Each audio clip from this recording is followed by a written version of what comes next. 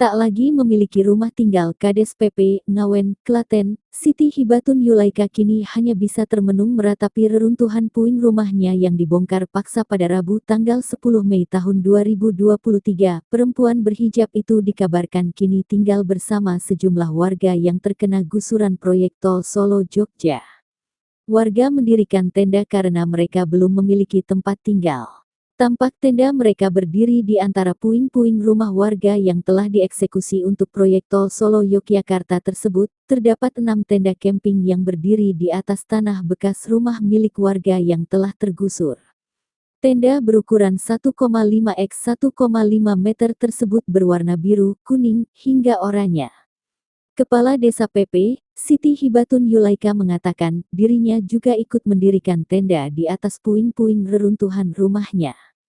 Ia mengaku melakukan hal ini karena tak tahu akan tidur di mana. Semua mendirikan tenda karena kami sudah tidak punya rumah. Akhirnya ia mendirikan tenda, ujarnya saat ditemui Tribun Jogja di kantor desa. Ia mengatakan, tawaran tempat tinggal sementara yang dijanjikan oleh tim eksekusi lahan tersebut belum sampai ke pihaknya.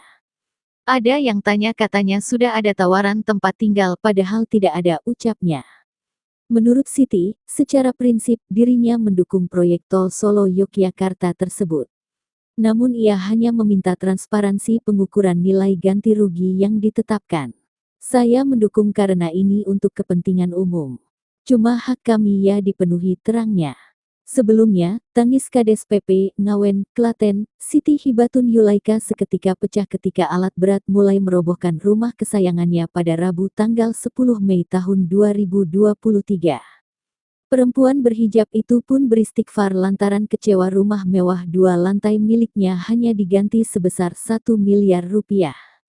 Padahal, rumah kesayangannya itu ditaksir mencapai 10 miliar rupiah hingga 15 miliar rupiah. Sebelum dieksekusi, tim juru sita Pengadilan Negeri PN Klaten sempat membacakan surat penetapan pengosongan bangunan yang ditandatangani Ketua Pengadilan Negeri Klaten, Tuti Budi Utami.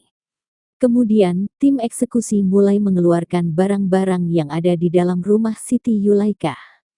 Ia sempat berorasi dan menyampaikan protes di depan rumahnya dan mengatakan akan menuntut keadilan. Undangannya berbunyi musyawarah uang ganti kerugian proyek jalan tol, tetapi sampai di lokasi tidak ada musyawarah sama sekali sampai hari ini, ucap Kepala Desa PP, Siti Yulaika.